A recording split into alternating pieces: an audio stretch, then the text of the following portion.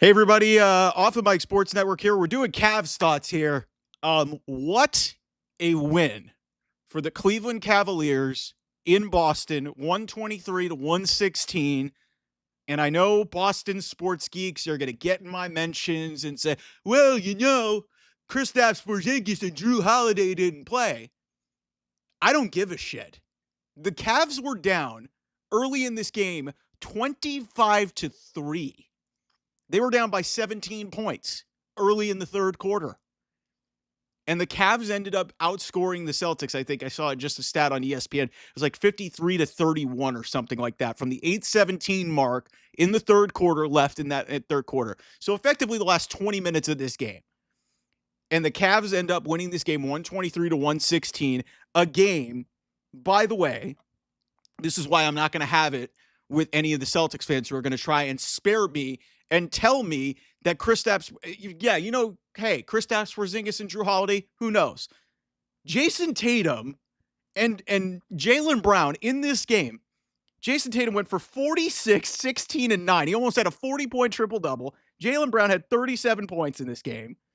These guys were historically great. Combined for 83 points for you How I Met Your Mother fans. 83 points. Meanwhile, the Celtics scored 160. But two of the best players in basketball, two champions on the best team in basketball, the team that's going to be the favorite going into the final, going into the playoffs in the NBA postseason in April as the favorite to repeat as the NBA champions, went for 83 points. And the Cleveland Cavaliers on the road, despite being down at one point 25 to 3, and also by 17 points in the third quarter, still won this basketball game. I do not give a shit if Kristaps Porzingis and Drew Holiday didn't play. That is as impressive of a win that the Cleveland Cavaliers have had maybe in their franchise's history in terms of just what this means for this team moving forward. Some people will think I'm exaggerating. Yeah, I'm not going to put it in the pantheon of the runs that, LeBron had when he was running roughshod, obviously Game 7 of the 2016 finals. It's not at that level, but in terms of a regular season win, this is about as impressive of a win as you are going to find, given all of the circumstances that I laid out to you. They were down 22. They were down 17. Jaylen, the best duo maybe in the NBA, went for 80-plus points in this game. And the Cavs still were able to weather the storm and win this. Leave out the fact. Let's talk about Donovan Mitchell. This is the reason they went and got him. 13 to 26 from the floor, 41 points in this game. He took over. Darius Garland and Evan Mobley, after having a bad half and looking like borderline unplayable. Evan Mobley had an awesome second half, goes for 17 and 12. Jared Allen played minimal minutes because it's a bad matchup for him. But Darius Garland ended up with 20 points in this game. Ty Jerome had good minutes. He only had 8 points. DeAndre Hunter continues to prove that he is a seamless fit for this team. The bench delivered with a bunch of key points. The bench, I think the bench points were, 17, 20, and then, so it was like 30 plus bench points in this game. They were outscoring the Celtics bench, which is really non-existent outside of Peyton Pritchard in terms of scoring. So, and obviously the Celtics were undermanned tonight, but listen, if you want to use this as a referendum and put an asterisk on this game, like the Cavs are really in a no-win situation, because if they would have lost this game, especially with the way that it started, you would have been, okay, whatever, we think the Cavs are a regular season team. But now, hey, they won, they came back, you're going to basically say, well, Kristaps Porzingis and Drew Holiday, two of their top 5 players on this team, 2 champions from last year, didn't play in this game as well. It's not really a fair fight. But then I list off all those things that I told you. And the most important thing to tell you is that the best players for Boston, like it would have been easy to have this as a cop-out. Jason Tatum and Jaylen Brown had a bad. Jason Tatum and Jaylen Brown had 2 of their best games of the season. Jason Tatum scored 30 in the first half. He had 46 in the game. And the Cavs still won this game. Like, this is as impressive of a win and as much of a statement win as I've ever seen. And I want to give you guys an example. I don't have the benefit of video here, in terms of breaking down plays. I haven't gotten to that point in terms of this thing. At some point, maybe I'll do some film breakdowns if that's something that you guys are interested in. There was a play, and I believe it was either in the third or fourth quarter. It was in the second half of this game where half court set. Jaylen Brown is taking Ty Jerome off the dribble. Ty Jerome falls down, basically gets put on his ass. And Sam Merrill, I forgot who Sam Merrill was guarding. Sam Merrill sprints over to pick up Jaylen Brown. Ty Jerome gets up about as fast as he can, goes to who Sam Merrill was covering.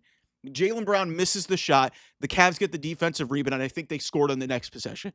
That is championship level effort. And that's the way that I describe this type of a win. This is championship grit. These are the type of wins that the Cleveland Cavaliers are going to have to get on the road, tough circumstances, things aren't going your way, having to come back and do something like this. So if you are still doubting the Cleveland Cavaliers after what you saw in Boston, if you want to put a goddamn asterisk on this because two other players, two key guys for the Boston Celtics did not play in this game, you are just in full-blown denial mode. Like, this is an impressive win. You've got Sam Merrill, who's not known as a very good defender, going to pick up a guy as Ty Jerome gets put on his butt. Like, you have, Evan Mobley had a bad half. Darius Garland looked unplayable. His first game in about like a week. He comes out there, hits some big shots late in this game. And then Donovan Mitchell, playing the most minutes I think he's played all season, 35 minutes in this game. They needed every single one of them. And he goes 50% from the floor, hits 5 threes, and he was the big reason and really the closer. And this is the reason they got him. This is the reason that they signed him. They signed him back. This is everything that you wanted to see from the Cavs in this circumstance. Leave out the fact that the Cleveland Cavaliers have now passed last year's win total before the end of February. And they split with the Boston Celtics. If you don't think the Cleveland Cavaliers can win a championship at this point, I don't know what you've been watching this year. This team can win it all. This team not only can beat Boston, they could win the whole effing thing. Because what other team in the NBA is doing that in Boston? Going down 25-3, going down 17 points in the second half, watching two of the best players, despite them being down significantly, making up in my eyes, Tatum and Brown going as crazy as they did made up the gap for the fact that Porzingis and Drew Holiday did not play in this game. But they go for 83. You don't see duos combined for that many points in the NBA. NBA is more of an ensemble game. Yes, it's star-driven, but you don't see performances like this from duos. And I got to hand it, yes, the Celtics frustrated me early in this game with their, tendency to go hero ball, isolation ball, and they really get after it defensively, but they will have this tendency to just, go isolation, take guys off the dribble, and just hoist up a 3 at the end of the shot clock. Or, hey, Hail Mary 3. And that's what the first quarter of this game looked like. But then the Cavs settled down. They looked scared early in this game. They looked rattled, but they were able to weather the storm and win this game 123-116. A remarkable win, a statement win. And again, guys, there's plenty of room on the bandwagon if you want to join. But as the hashtag says on social media, let them know. The Cavs let everybody know tonight in Boston that they are for real. And if you didn't know that already, you should have known that because they're 49-10 now. But if you didn't know, you should know now. What is the acronym? If you know, you know.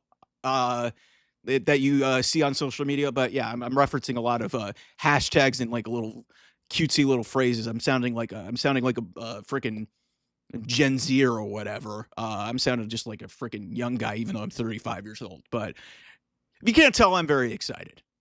This was very gratifying for me. It made my sister excited, who's never really in basketball. But everything that you wanted to see, bad start, overcoming adversity, all of this shit, that's what championship teams do. And that's what I wanted to see from the Cavs. I maybe didn't want to see it in this fashion, but these are the type of games that define legacies and win championships for teams. So remember this, February 28th, 2025. This could be the moment where we start to really change our opinions. And I hope a lot more people migrate to what has already been known for most of this season. Congratulations to Kenny Atkinson. Congratulations to everybody in that Cavs locker room for not giving up, not surrendering, and laying down after the way this thing started and coming back to win this game.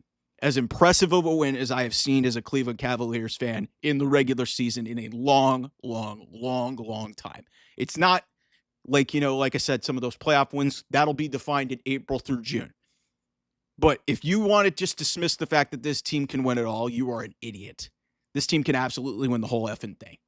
Anyway, I'll see you guys soon. Thanks for watching. Bye-bye.